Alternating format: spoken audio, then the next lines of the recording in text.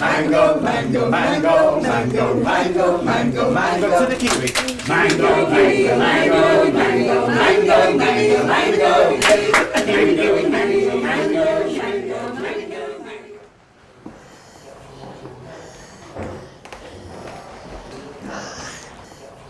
The British Lung Foundation tell us that 1 in 5 people are diagnosed with a chronic lung condition. That equates to about 12.5 million people across the entire United Kingdom. How's your breathing feel? But I'm a bit breathless today, but apart from that, yes, everything's all right. Okay, good. My condition is COPD. It's where the lungs don't get rid of the bad air, and it just won't let you breathe then. It stops the good air getting in there. The problems that people have are breathlessness, cough, coughing up sputum, and they find it difficult to get on with day-to-day activities because they get out of breath, so they can't walk as far. People become socially isolated. Because they're not moving around so much, they get muscle weakness and are sort of deconditioned. I do go out walking around the park or somewhere like that, which of course was my main hobby before this happened. My other love was gardening, which unfortunately I can't do any longer. But I can still do something, I do what I can. I'm here to write a piece of music with you all, and we're going to have a conversation that I'll record as the first bit of that process, and then I'll go away and come up with some musical ideas and come back and share them with you in February. And I might end up using some clips from that conversation in the final piece, but we'll see how it goes. We started Singing for Breathing in 2007, and it wasn't actually my idea. It was the idea of a colleague at the time, Lucy Underhill, who both of us are singer-songwriters. And she, I think, saw a pulmonary rehab class happening and realised that there was an obvious connection between the exercises people were being given for pulmonary rehab and the kinds of exercises we'd be given as singers. But I wanted to start by finding out how long you've all been coming to the class. So maybe, if you don't mind, we could just go around the room and you could tell me your name and roughly how long you've been coming. It doesn't have to be exact. We aimed the initial programme at people with COPD primarily, I think. But really it was intended as a response to any condition that was causing breathlessness or complications around breathing or a difficult relationship with the breath. I've been coming, it's over 5 years, but I can't really remember exactly. Coming between 5 and 6 years. Yeah. Gosh. I've been coming longer than anybody else in this Yes. I would say about 10 years. 10 years plus. Wow. Yes, so 10 years plus probably. I'd never belonged any activity involving singing. I'm not a singer. I can't sing to save my life, but that's not the object of this class. The object of this class is to aid your breathing, and anything that helps you in this condition with breathing is worthwhile. But anyway, thank you. That just gives me something to start with. Yeah. Thank you very much Brilliant. for being in the discussion, and I'll be back in February. Think of releasing those abdominals, yeah? You've wobbled them all out, they're nice and relaxed. Just release them, okay? So here, 1, 2, 3, 4.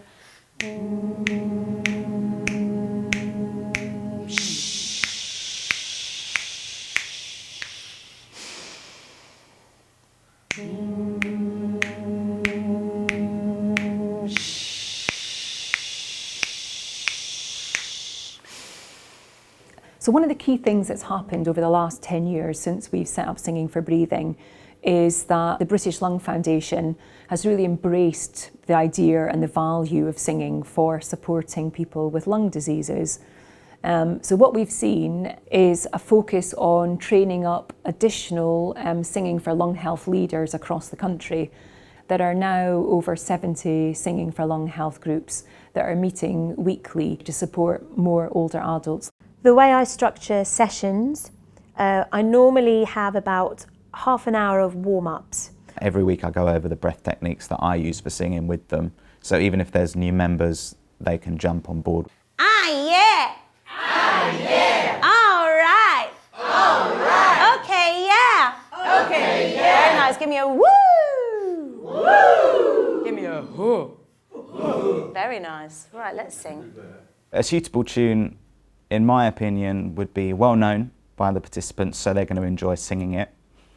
It will have a mixture of long phrases and medium phrases with enough gaps in between so that I can encourage them to take a better breath before each phrase. My body lies over the ocean. My body lies over the sea. My body lies over the ocean. So bring back my body to me. Sing for breathing, it's all about the out breath. That's why singing is amazing. People with lung disease often sort of catastrophize about breathlessness. They get out of breath and it's very frightening, and they think something terrible is going to happen. And that makes them, if you like, phobic about breathlessness. So one of the things that happens by gaining a sort of control over breathing is learning sort of skills to bring your breathing under control. If you have emphysema and you start breathing, get anxious and you breathe very rapidly, what happens is you kind of, you end up stacking up breaths and become very, very breathless, and getting your breathing back down again involves slowing your breathing down and controlling it. And some people kind of use skills that they've learned in singing to kind of sustain a slower breath out, to help them to empty their lungs down to a sort of more comfortable level to be breathing at. Bring back, bring back, oh bring back my body to me, to me. Bring back, oh bring back my body to me. Take a seat, lovely. The results and the effects for me were immediate, because I arrived at my very first singing for breathing session with my lungs feeling so tight that, as I said, I could barely breathe. And I walked out of the very first session with my lungs feeling nice and relaxed and open. And from that day to this, from that very first moment, I have never used my blue inhaler since. That up to that point I was using 15 to 20 times a day. I've never felt the need to use it since that very first session. So after we met, I then went and met the people at the Brompton and the people in Uxbridge, and spoke to some of the singing teachers who used to work doing this work before Elise and Ed. And I've listened to all of those conversations again, and I've tried to think about making a piece of music that's going to cover lots of different themes. So today I met the choirs again for the second time, and we went through some tunes that I've been drafting. So we tried a couple of rounds, so they've been written so they're quite simple to sing, but that the harmonies come out of the round rather than having to learn lots of multi-part harmony. I thought I couldn't, I thought I couldn't, I thought I couldn't, I thought I couldn't, I thought I couldn't, I thought I couldn't, I thought I couldn't sing. The words were all based on things that people had said in the previous sessions. It needs to feel like the music is owned by the people who are singing it, and I want them to want to sing these things after this project is over. I'll go back and do a bit more work on them now that I've heard people actually singing them, and then come back in a few weeks.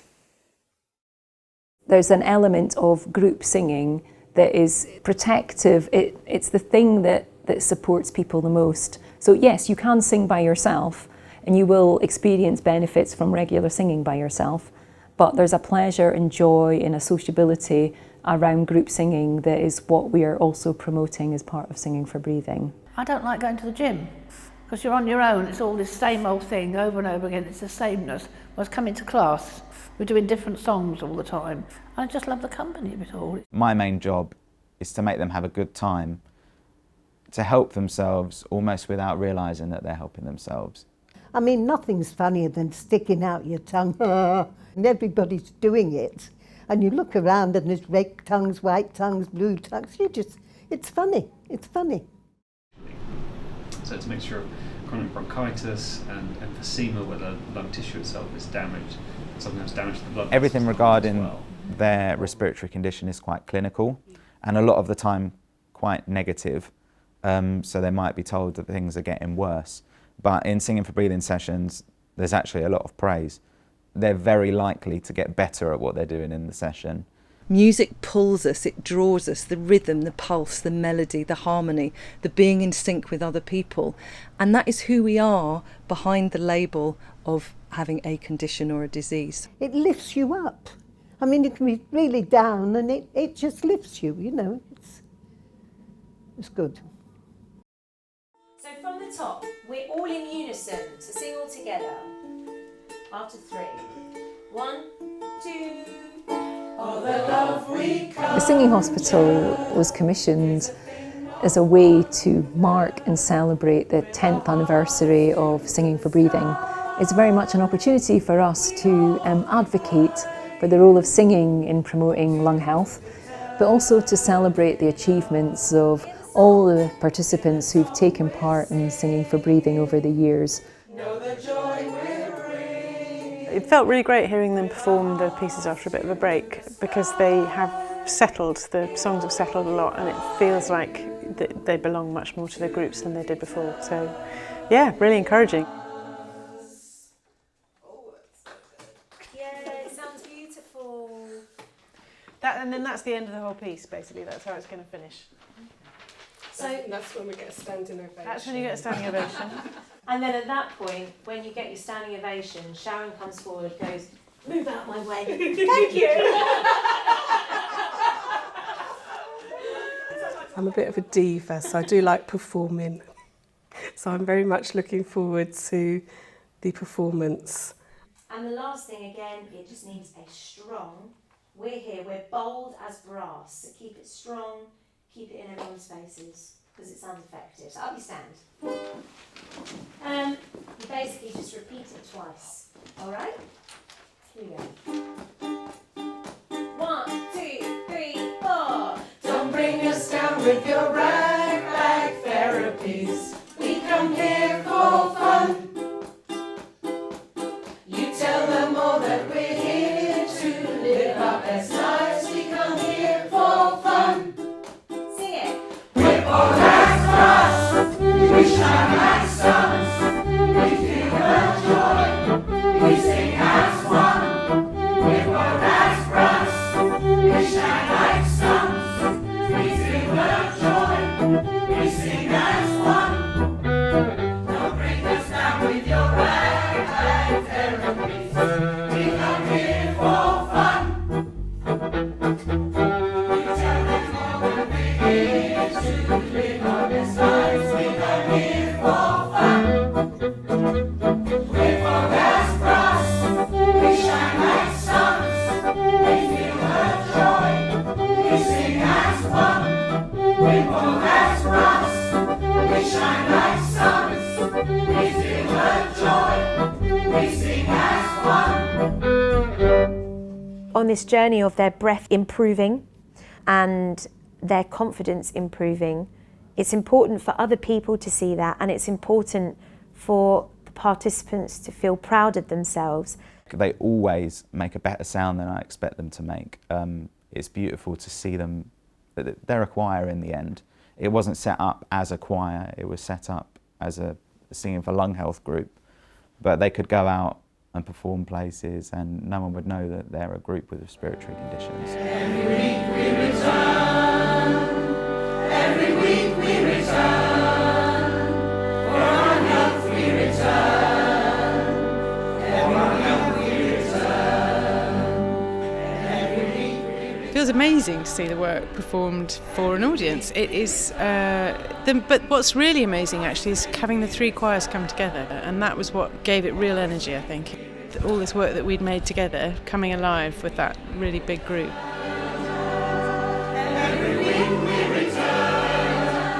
I thought it was absolutely fantastic. The most touching bit for me was the moment when the people stood there with their feet rooted, quiet, grounded, chest open, confident, because when you're breathless, none of those things happen. And it was those quiet moments with the breath, the low breath. I just had tears coming down my face.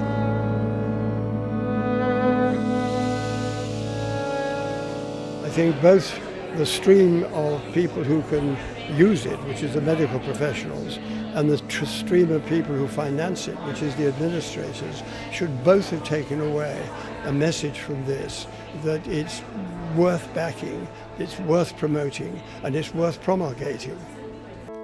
Oh, the love we conjure. I think everyone in the room wants to help themselves. That's why they come together so quickly and so easily, because they all want to help themselves, and by that, actually, they want to help each other as well. Is a thing of wonder. Singing for breathing has literally changed my life, and changed my life for the better. With our hearts to the sky, we all defy you to determine us.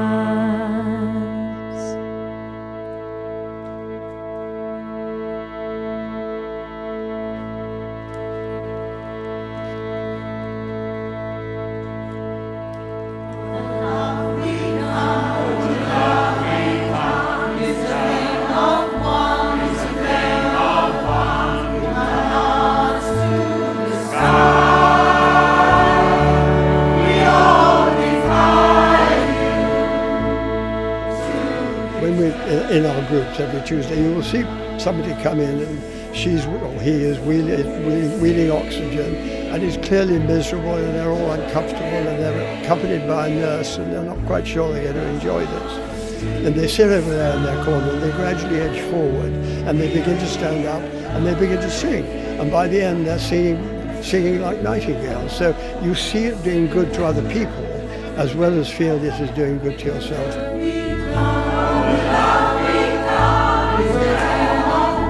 Coming to Singing for Breathing has transformed the way I manage my lung condition, the way I see my lung condition, and not feeling alone with the illness, and making friends, and not feeling that I have to explain my illness, because I was among people who understood.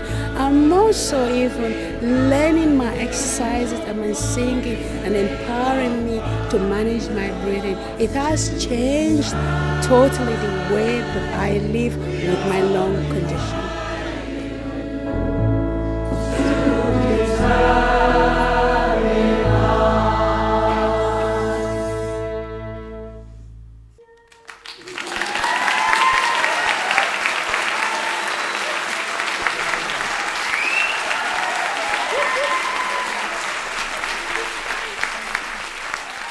What I hope in the next year or so is that there's a sort of step up in the kind of level of evidence around this, and it goes from being something quite exciting and maybe a little bit fringe to something that becomes, for want of a better word, respectable in kind of within the management of people with lung disease. What I really hope is that there's a substantial shift in the way that we think about health, particularly in terms of chronic conditions, and that instead of thinking first medication, we need to start thinking first holistic and think about the whole person and what happens to you when you have a chronic condition, what that does to your social life, what it does to your confidence, what it does to your sense of the future, and start from that point. If social prescribing comes in and that shift starts to happen, it could make a really substantial difference to people's lives, I think. I mean, I think convincing some people about singing will always be a challenge and will always be difficult, but there has been a growing sort of research and body and evidence that demonstrates the efficacy and the importance of singing for lung health. There's a great opportunity for Singing for Breathing to be adopted as a model, and people could easily be referred via a doctor's practice to workshops. There's a huge number of people who could be supported if there was the capacity. As long as it keeps going, I'll still be here. Well, as long as I can anyway. We're working on it. Thank you very much. 1, 2, 3, and...